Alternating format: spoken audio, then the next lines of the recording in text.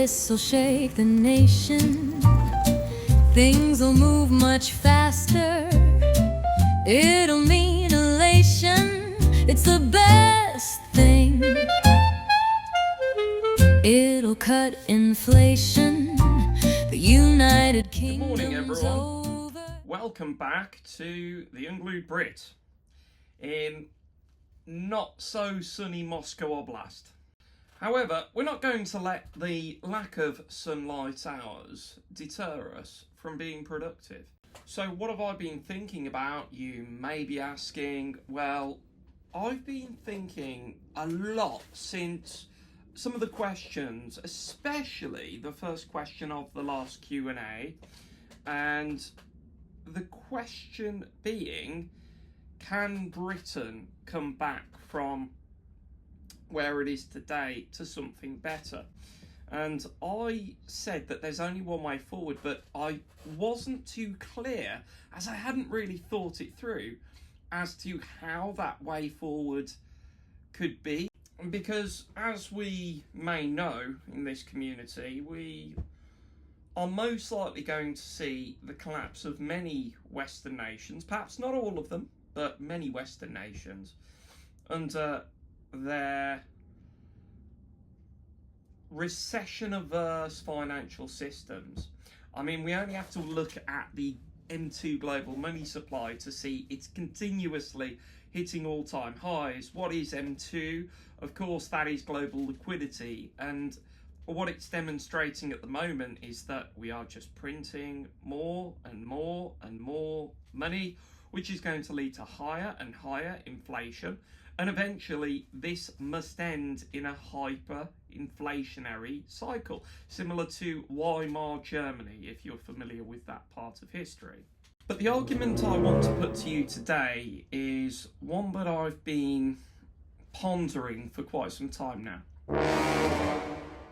And I'm going to put this argument forward on the basis of a thought experiment. What if collapse is the only way out? But more importantly, what if collapse is actually somewhat of a good thing long term? Now, before everybody in the comments starts going, whoa, whoa, whoa, collapse is a good thing, hear me out. So we know from my own country, Britain, based on previous videos and so forth, that things aren't going too well over there, are they? They've got a brain drain issue, sky-high energy prices. In fact, I believe that they're the most expensive energy prices in Europe.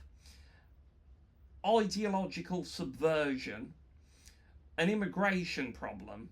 In fact, these days I find it very hard to see how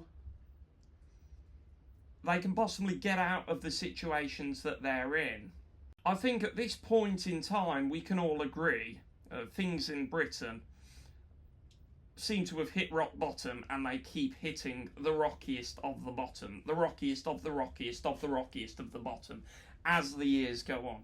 Just getting worse and worse. You don't need to be on the right or the left to agree with that. I think most people fundamentally agree. If they were to say, oh, I think it's going to be better next year, or are they going to be worse? I believe polling data would show that most people in Britain, the general consensus would be things will be worse in the future than better. Now, what has drawn me to this conclusion is as follows. We're going to start this video by having a little bit of structure at first, looking at all of the options apart from collapse. So let's eliminate all of the options before collapse. We're going to start with the ballot box. Now, as we know, in Britain, it's a parliamentary democracy. Democracy, yeah. Okay, but apparently it is. We'll go with it for today's argument. Democracy! That's a good one! Democracy. Britain a democracy. Okay. Right, anyway, let's just go with it and pretend that it is as it says that it is. Okay? Fine. Let's continue on. Now, as we know, we're currently in a place at the moment, right, where pretty much all of the parties are some form of controlled opposition. And that goes for you too, Mr. Farage. Your party is too, after what you did with Rupert Lowe. If anyone doesn't know what happened with Rupert Lowe, he was an MP who basically spoke the truth, and also in Parliament he would use language such as English Bill of Rights, and he's quite a strong proponent of English civil liberties and English law. And he kept mentioning that in Parliament, in the British Parliament. And he also basically told the truth, and Farage got rid of him. Controlled opposition, innit? Right, things are heating up in here. I'm getting this bloody count off. There we go. Yeah, I'm layered up ridiculously. Look at that. Look at that. One jumper, two jumper, one fleece, and then a bloody body warmer. So let's get back to the point then. So the ballot box. So with the ballot box in the UK, it would be safe to assume that everybody is controlled opposition and they all have fundamentally the same agenda. I'm not going to go into too much of why I believe that Reform is just a controlled opposition party, some kind of Tory-like party, but they basically are, you know, just a bit more towards the economic rights, but socially, on immigration, yeah, they're not really for the English people or anything like that at all. But fundamentally in England, the main thing is anyone that steps outside of the Overton window is ultimately crushed. They are absolutely disemboweled from political society or even social society, and they can even lose their jobs, right? So you can't have certain opinions that are outside of the Overton window, and this translates into the political realm too. So whenever you go and vote, you are only really voting to keep government in power. It's not really to bring any change about when the agenda is basically the same, whether it be Conservatives, Reform, Labour or Liberal Democrat. Now, one could argue about the way that they get to the certain agenda, but let's face it, it's all kind of going in the same direction. And I'm not going to knock on Reform too much, because actually they've got some good policies, but again, it literally is change. At this point in time, I believe it's changing the chairs on the Titanic. So we know fundamentally then that there's probably not going to be a way out of through the ballot box. Now, I wouldn't say don't go and vote. Absolutely not. You should absolutely use your right to vote, 100%. But that's not for this discussion. We're going to go now on to the next point of call. Now, I've heard, of course, you've got David Betts, who is, of course, a professor in the area of civil wars, and he predicts that there is going to be a civil war in Britain. Now, will that be a way out? I don't think so. For the reason being that it seems that the British state at this point in time is building city-like prisons. I think they've built like 4 of them or something. I'm going to put an article there and you'll see more right now. Point being is that I believe that that's not gonna solve it either, because the British state apparatus is throwing everything in its dog to crush any form of dissidence. I mean, even people that speak on blooming Facebook are going to prison. So if that's the case, then you think that they're not going to throw mass groups in prison? They're not preparing for that. Of course they're preparing for such a situation, because even they know it's on the cards, because they're not going to go into a reverse gear to make anyone happy. So yeah, I believe that again, with the way that the state ideology operates under the guise of neoliberalism, there is not going to be a way out through civil war, causing a bit of damage on the infrastructure probably. I mean, it's just going to make everyone's life kind of worse. And it might actually just lead to the state using the army against its own population, which I think is well on the cards. Whether or not the army will consent to what the government says is up for debate, but there's a lot of people that are just doing their job in the UK, you know what I mean? And you have a lot of foreigners in the police service too that really would like to crack down on English people. You know, like they have no kind of allegiance or connection to English people, so they've hired so many foreigners into the police service to police English people now that, you know, I think that even in the case of civil war, like David Betts predicts will happen, it will cause some instability, but fundamentally it's not going to really shake the state into a different state, if that makes sense. So now I've ruled out civil war, I've ruled out voting. Not that I said that you shouldn't vote, you should absolutely vote. Absolutely. However you vote is up to you. Alright? So now that's the key with this. So now we've been through those. So if civil war's not going to work, right, because it's just going to get people just mass thrown in prison, because let's face it, the state's not going to put up with that, and they do currently still have the means to make sure that they crack down on dissenters, and we see that happening on a daily basis, right, in Britain. So, you know, taking all of that into account, what's the next option? I mean, you keep boiling it down, what do you end up with? That's right, economic collapse, which is coming. Oh boy, is it coming. And how do we know that it's coming fundamentally? Well, that's quite simple and quite straightforward, and many quite reputable economic analysts see Britain as the first one to go at the moment. So it seems that, of course, out of the entire Western world, Britain would seem to be the one that's going to go first. When is up for debate, but I'm not here to debate when. I'm here to put it forward that actually maybe this is a good thing. Maybe this needs to happen long term. And why is that? Well, I live in Russia, and of course the Soviet Union collapsed. Now, some might say that that was a good thing, or some might say that that was a bad thing. Again, that's not really up for debate. What is up for debate, though, is where is Russia now, fundamentally, after the 90s? Of course, Russia went through its very hard time in the 90s, which we all know about. However, it's now a very well-to-do, good place, good for citizens, good for families. It's safe, orderly, clean, wonderful.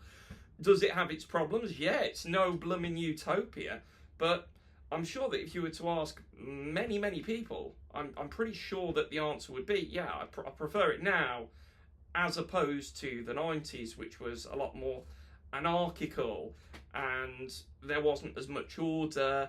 And of course, just look at what's going on at the moment. Like, we've got infrastructure projects galore. You know, Russia's developing at breakneck speeds at the moment. Again, is it a perfect place? No, it's not. But is it well to do? Yes, absolutely it is. It's only getting better every single year. Things can only get better.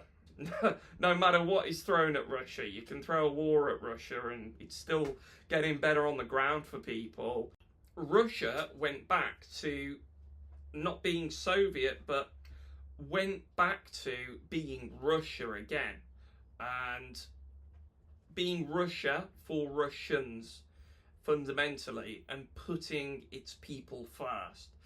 This is a country that puts its own people first, and that, interestingly, would be an absolute dream for English people. We would like English people to be put first in England. That should not be a controversial statement at all, but on the British homeland, it kind of is.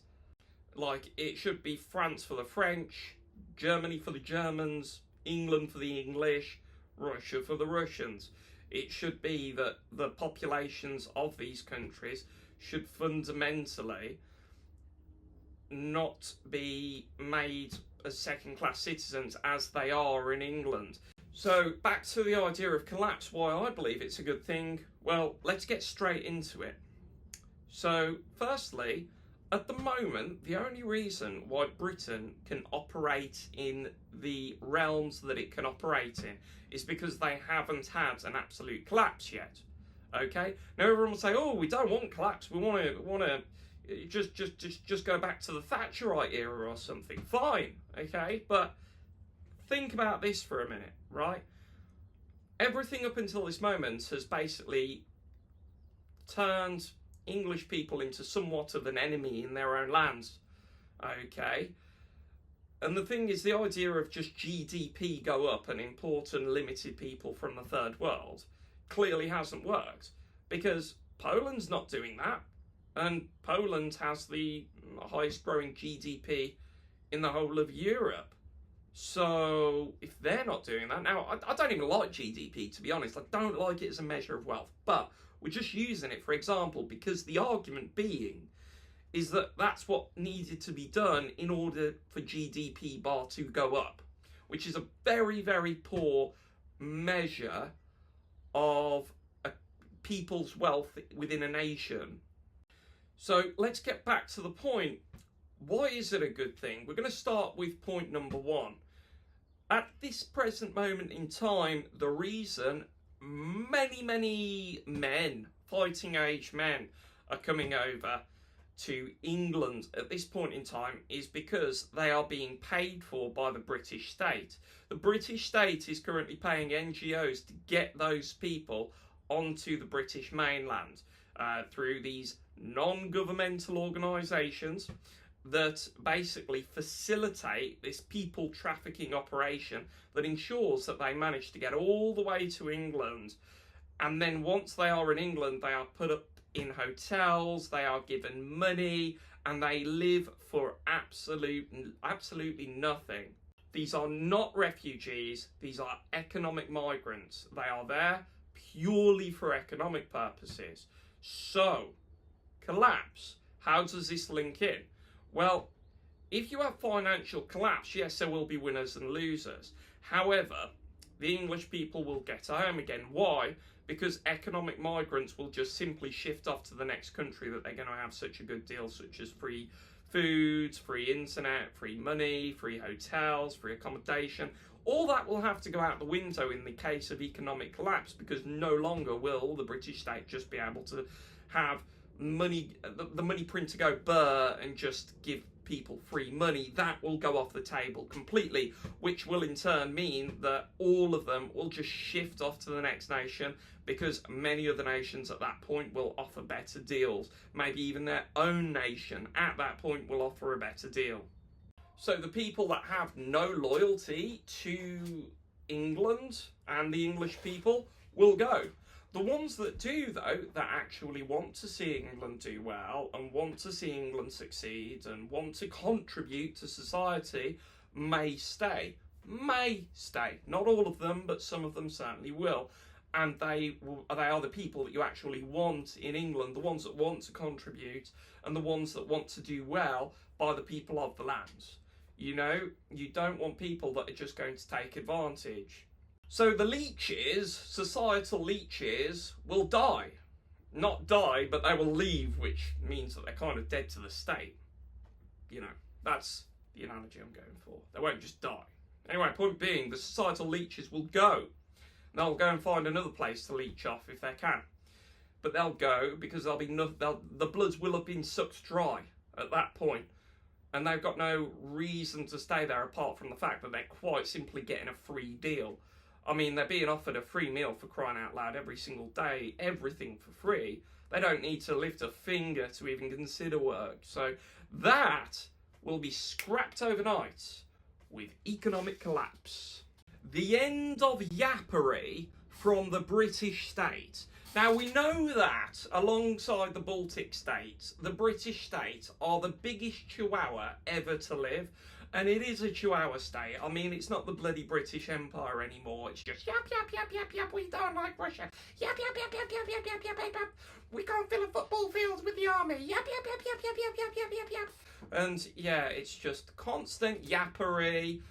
It's not America, but pretends to be. You know, it's like the days of old are gone. Shut up. Shut up. You've got homeless people on the street, for God's sake, go and deal with that. So the benefits of economic collapse are Britain pretending that it still holds the same relevance as 100 years ago on the world stage, when it no longer does. So it will be a perfect time of humbilization, a long due humbilization of the British state. Gender bender, chop kids' private parts off, will go out the window, basically, because no longer will frivolous ideologies be able to persist. Why is that? Because the only reason they can is because firstly they're backed by the state, and secondly the state throws countless amounts of money at the NHS to ensure that gender bender ideology is performed by, say, the NHS, sex changes on minors. Like, it's disgusting. Well, that's why you want economic collapse, so that can't happen again. Like, in a state that can no longer afford to adequately run, do you think that they are going to be throwing money at gender bender ideology and all of these NGOs? Absolutely not. That just goes out the window. There is just no way they can afford it anymore.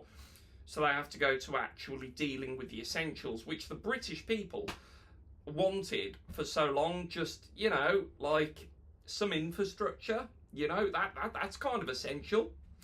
And that's the thing. It will just be broken down to a bare form of government.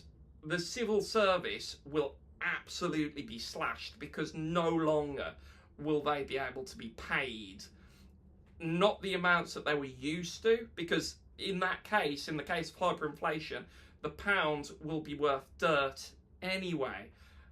So that's kind of the thing. Everything starts to revert back to a natural order of the way things should be, and kind of the way that people want it in the first place. So England will go back to far more of a homogenous society in the case of economic collapse, because economic collapse will also lead to other collapses, but that's one of the main things, and it's inevitable, so we might as well look at where the positives lie. So of course we've been through quite a lot of points there, we ticked quite a lot of boxes. How does it start to return to a more natural and normal order in this case? Because again, the British state can no longer prop up a lot of these artificial, stupid quangos that keep all of this rubbish going, that everybody wants to see the end of but can never seem to vote for. Even when they vote for them, they are still being paid for and funded. So kind of what you're looking for there is for the British state to have to be forced to say, no, we can't pay for these things anymore. We can't pay for all of this rubbish anymore. So a lot of these economic migrants will have gone, which will have meant that, of course, you'll have a far more homogenous society, which is inevitably going to be better in most cases for the English people. Will it be a poorer country? Absolutely. But will it be a country that's tied closer to the natural traditional order of things, because no longer can it hold up silly liberal ideologies? Yes. So this inevitability is kind of, I would argue, a requirement, a prerequisite to a brighter future in the long term. We've also got to argue against this as well. So I'm arguing for why it's good. Now, what can people expect looking back at history? Now, as we know, okay, if there is such a collapse, then we know there is going to be a level of anarchy that will persist for a while. There may be a big uptick in crime due to the levels of poverty that there will be short term. So within the span of a decade, there will probably be a big spike in crime, a big spike in robberies. So we've got to look at that too. There's the crime aspect until order is restored again. So there will be also this state of disillusionment and this state of distrust that prevails within those years. However, collapse isn't the end. So we've got to start looking long term, okay? Because it would be like, collapse would be akin to the country having cancer and receiving a strong hit of chemo. Now, of course, it's going to blast many people. Of course it is, absolutely. But long term, in the span of decades, perhaps it'll also be what deletes the cancer, because the cancer can no longer thrive in the society anymore. So the cancer I'm referring to being liberal ideology, it can just no longer thrive in such an environment like it has. And the only reason that it continues to thrive is because it's in this kind of doom loop where the economy's still, despite it being almost on its last legs, basically, it's still at a point where it can hold up these ideologies and it can hold up this kind of tyranny, this anarcho-tyranny that is currently being offered to the English people and is currently being enforced on the English people at this point in time.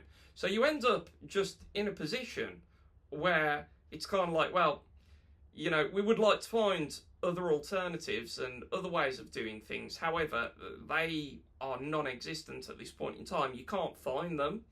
So therefore, I mean, this is all we can really wait for, isn't it? Now, what else is going to lose out? Well, pension systems, sadly. I can imagine that if anyone's like, you know, in their 60s, 70s, and they're watching me talk about this now, they're probably bloody horrified. Because they're going to be thinking, well, what about my pension? Yeah, absolutely. We would have to go back to a state of more of a natural order where kids don't just throw their blooming parents in old people's homes. They'll actually have to look after their parents. And the younger people of the civilization, so, you know, the 20s, the 30s, will have to get married and start having kids. Because as soon as that state apparatus has disappeared where you can just throw your parents in an old people's home, it's going to be the case that families are going to need to be a lot more close-knit, and it will be those families that will be able to thrive during that time of this inevitable economic collapse that will eventually ensue. This is what I'm talking about. It's also inevitable, guys. We need to bring it back to the fact that this is inevitable. It's coming. It's on the cards. It's not a matter of when. No, it's not a matter of if. It's a matter of when. If we know that something is going to happen, which it absolutely will, it's just the way of the world. It all comes to people sooner or later. Point being, if we know that it's going to happen, which it will, then we've got to start looking at kind of how to prepare for it. It is going to go back to a bit of a Darwinian selection state of a country, a bit of an 1800 scenario. Now, the families that are going to do well are the ones that can grow their own food, enough food to last through the years, at their own properties, because once the pound's hyperinflated out of existence, well, you're going to kind of need to look after yourselves, so ensure that you're actually able to grow foods and you are growing food. So, you know, I mean, if you're in an apartment, let's get out of that bloody thing and go and find a house with a garden, to be honest, if you can. So yeah, I would do that, despite the fact that property prices are insane at the moment. I mean, that's an option. So yeah, start growing your own food and make sure you can grow enough where you would never need to go to a supermarket, or only need to go to a supermarket in minor cases. So we know from historic collapses, anarchy will ensue. So it's very important to make sure that you've got your security buckled down, that you secure your properties, okay, and make sure that they're a lot more secure than they are now. They're going to need to be for a couple of decades. So we know that that's going to come. So it's just a matter of when. We don't know that, but it will. Just depends on how much they can print into existence until all of a sudden the inevitable happens. That always happens 100% of the time throughout history, when you just constantly debase your currency and just keep printing more money. We know it's coming. So it's just a matter of prep work, really. So we know that the natural order will naturally ensue. So what did people used to do in the 1800s?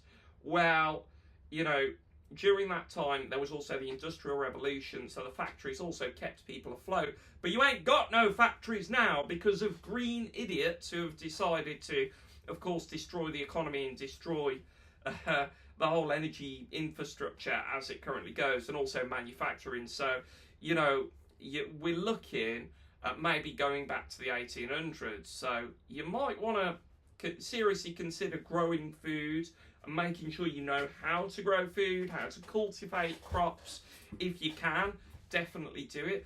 The countryside's going to be absolutely fine in this case, especially when the government can no longer afford to enforce agricultural laws. They'll be able to go back to a far more relaxed way of performing agriculture. So that's very important. Make sure you know how to cultivate crops. That is going to be definitely the big one that you're going to need during that time. At the end of the day, you can't eat money, right? You can eat food though, so make sure you can grow it. Because in a situation where you're carrying wheelbarrows of pounds to go and buy a loaf of bread, you don't want to be in that situation. You want to make sure that you can cultivate and process food with your own hands. This is super important for this. The tightest knit families are going to be the ones that succeed throughout this inevitable collapse. So how long will it last for? Well, could kind of be as long as a piece of string. However, things will naturally have to revert back to the natural order. Many English people at this point in time don't even have a clue what the natural order is. They wouldn't be able to identify what the natural order is if it smacked them in the face, due to the fact that, you know, since pretty much the 1960s it's been beaten out of them. However, the natural order is, of course, a state where families have to work together and families must be growing their own food and must be cultivating the land that they walk on. No more bloody pansies, no more bloody bluebells. That is all land that can be cultivated, that you can grow things on. No more bloody nice lawns. No more, oh, I'm just going to mow the lawn. Forget about it. It's a garden. You've got to have a garden there that grows food. Another point, waste disposal, okay? In this case, waste disposal, just look at Birmingham at the moment. They've just gone bankrupt. They can't handle the waste anymore. They can't pay the bin men. So if the bin men aren't coming, what are you going to do about it? And also, if the tip doesn't work, what are you going to do then? So of course, that's where growing your own food comes in. When you've got food waste, it can actually be processed into soil and what have you. So you've got to get this whole system into place where you minimise waste, you maximise the productivity of the land, and then of course, if you can get that cycle right, then you should be okay. I mean, it's kind of what we do at the Dacia. So we're growing foods, we grow loads of foods, we've got our garden, it's brilliant, we've got our food waste area, that's great, that becomes soil. We also have to burn stuff, the ash is good for the soils too. I mean, everything kind of has to be used in this case. So you've got to go back to a more tribalistic way of living, basically. Working with your community. Now, there's one thing as well with Britain, this idea that yes, a man can be an island. No, I fail to inform you that no man is an island, right? So don't just think that, oh, you're just going to do what these other bloody YouTubers do and go and live in your hut off grid by yourself. Now, you might be able to make it work, but I tell you what, like, with great bloody difficulty, you would be much better forming communities of people that you can rely on, trust, know, and once you've got those communities in place for such a situation to occur, then you'll basically be able to form a local community. Oh, Pete grows carrots down the road. Oh, guess who's got pigs? Shelley's got some pigs, actually. And you'll be able to kind of form a trade and barter system during the hyperinflationary scenario. So you want to make sure that you are a person growing things, because again, if you have nothing to produce or provide for people, then guess what? Nobody is going to really need anything from you, so therefore you can't get anything, basically. And with your wheelbarrows of pounds, what are you going to do then? Just go to the shop and use your wheelbarrows of pounds, the little that you have in the wheelbarrow, to kind of throw it out for a loaf of bread? It ain't going to work. Skills, right? That's going to be your carpentry, your plumbing. I mean, a lot of these things kind of aren't going to work. So you've got to work out. Now, for instance, if you work in a HR department and you can't do anything apart from do HR, you're going to be bloody useless in this future sad decline of the British economy. Like, literally useless if you're not doing anything outside of your job. So if all you do is work in some bloody HR department doing the recruitment, blah, blah, blah, and all this, I'm sorry, you need to start thinking about what you can provide to other people, because your job is gone. No one's going to care about people working in HR anymore. So you've got to now think about things that you do outside of your job. It goes the same for, you know, people in generic office jobs, call centre workers. We've all been there, right? I've been there.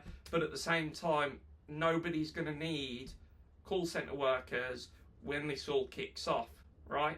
Which it will. So prepare now, is what I'm saying. So if no one's going to need call centre workers, what can you do with your hands? I mean, will you be able to weave baskets? People are going to need baskets. Maybe you can do a little trade with some baskets. Will you be able to build fences? Will you be able to build pig pens? And will you be able to build stuff that people are going to need in order to do other stuff? And will you be able to trade those skills for basically produce or products? So what I'm saying is, people in carpentry, in building, in bricklaying, in woodwork, they're all going to be fine, basically. They should be, if they can just transfer them skills to what the economy will be of the future for a short while. So them guys are going to be fine. So I would take a leaf from those people's books. If you're not growing anything, let's imagine that you live in a multi-storey apartment, for instance, then the question is, right, well, what can you do that, you know, other people are going to need in this case of economic collapse? So I suppose this comes back to something, again, that's why I'm a big proponent of Dacha Life. I think Dacha Life is a great idea. Now, Russia is like still kind of in a situation where many people can be self-sufficient and have been self-sufficient. So as a result, you've got an entire population of people that are already kind of used to this in Russia. However, in the United Kingdom, many people aren't actually used to the idea of growing their own things, about, say, getting water from a well. Like, who has a well really in the United Kingdom? We've got one that pumps out water in the back garden. So many people just won't know what to do when this happens. So firstly, we know it's inevitable. Secondly, we know that there's going to be a lot of good from it. But thirdly, it is going to be survival of the fittest, and the fittest are going to be the people that can produce real things, so things that people need to get about their daily life. It's going to be your food, because everyone's going to need food, but there's also going to be the aspect of water. Is it possible to have someone or for you to drill down and collect water? Also, collecting rainwaters could be a big one when it comes to the crops, because say for instance in the case that the entirety of the water system just collapses, the ability to just collect and store and clean water, it just goes out the window. In this case, there's just not the funding for it. Are you able to get water from your property? Can you drill underground to get that water? So that's going to be another one. How far down do you have to drill to get the water? So getting a well is probably going to be a really big one, because in fact, if there's one thing that you can't go without, it's water. You can actually fast for quite a long time, as of course Jesus did. He of course did a fast for 30 days and 30 nights, as we all know. But water, on the other hand, is typically about 3 days. 3 days without water can lead to dehydration and death, basically. So those are the main things you're going to need to prepare for. They are going to be somewhat inevitable.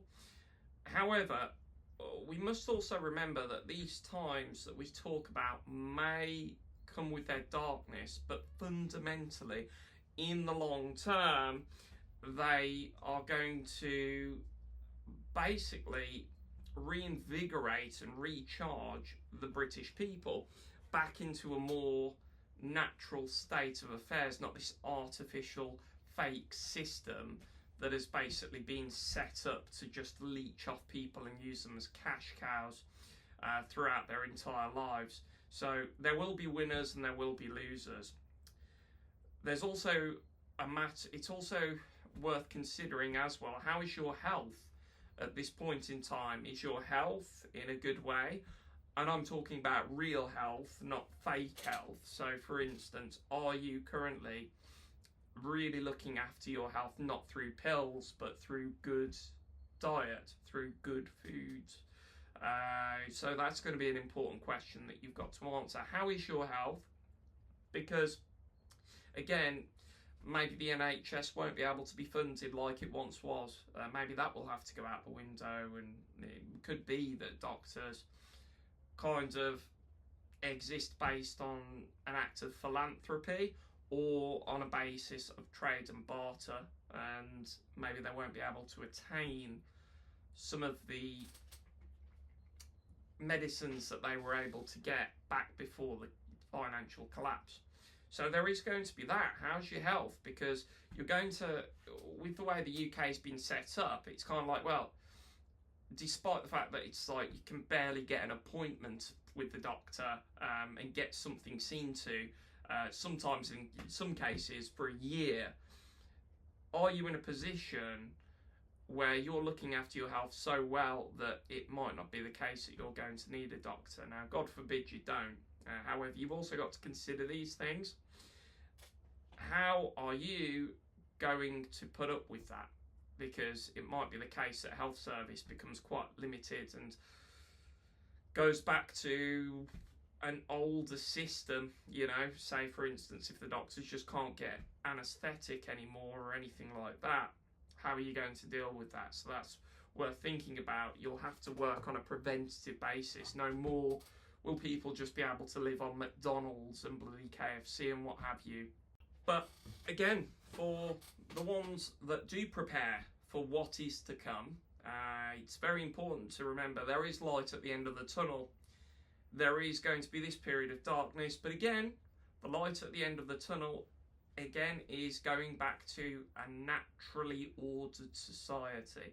A society that's much closer to God, because in times of hardship, people do turn back to God. That's always been one that's been recorded throughout history. So again, a re-emergence of God and Christianity will occur in the West as a result of this economic collapse that is to come. there is also the other point that, of course, people will return to God and the natural order of things, and it will just be a more real society where you can knock on it again. It's real. It's real. And in some cases it's brutal, but it's real and it's honest and it's true. And that's what's been lacking for a very long time. So going back to the ways of old will be very important during that time, and it'll be fundamentally good in the long term, because again, the fittest and the most well prepared will see it through, and that means that the next crop, the next generation, will be again a stronger generation, and then in generations to come, again, it will be remembered, that moment will be remembered. So there will be a period where again we won't be propping up these unnatural and unholy alliances, quangos and all of this rubbish, because again it just won't be able to be afforded. So a lot of change can occur in this time. But there is one point that I actually have not covered, and I know what people are going to say in the comments, because you guys are actually quite switched on and you would pick me up on this. That's why I had to think about it previously, because I know what you're thinking. It's all part of a plan. This collapse is all part of a plan, right? And it's going to be Agenda 2030, so they want to collapse it to build it back better. Right, okay. Now, let's slow down a minute there and think about that. Right, given that is what they want to do, however, I don't think they're going to be successful. Let me explain why. Okay, coronavirus, we were meant to have vaccine passports and mandates, and everyone was meant to be swabbed, and we were meant to be getting these repeat vaccinations all the time, right? And that was just going to be the future, and we were all going to have digital IDs, and we wouldn't be able to travel anywhere, and that was the new normal, they said. Well, where is it now? They're not as powerful as people give them. They're only powerful because it's perceived that they are powerful. But their plans do fail. And we know that because they couldn't pull off the scamdemic. And because they couldn't pull off the scamdemic, of course that means that if they can't pull that off, because they can't put the infrastructure in place, what do you think they're going to do in something so serious as an economic collapse that is completely out of their control?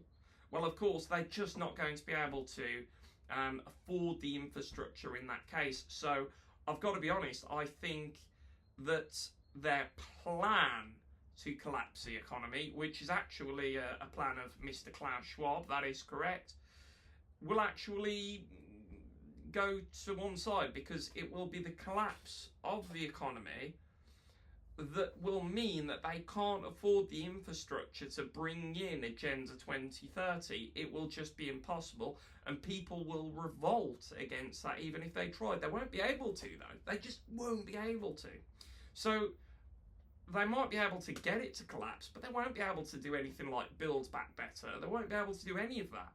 So they'll only get halfway there and fall flat on their faces. So I wouldn't worry about that. To be honest, I think that will be their downfall in an interesting way. Seriously, I'm saying, yeah, I wouldn't worry about any of that.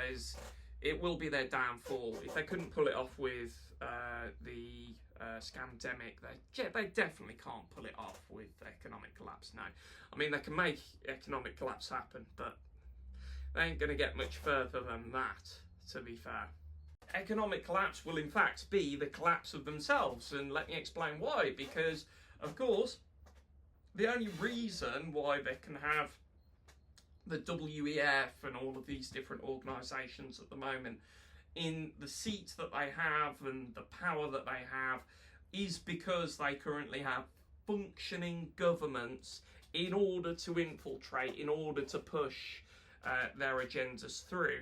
However, there is nothing that can stop the hyperinflationary spiral and the destruction of Western economies at this point. They are the enemies of themselves, and they are destroying themselves.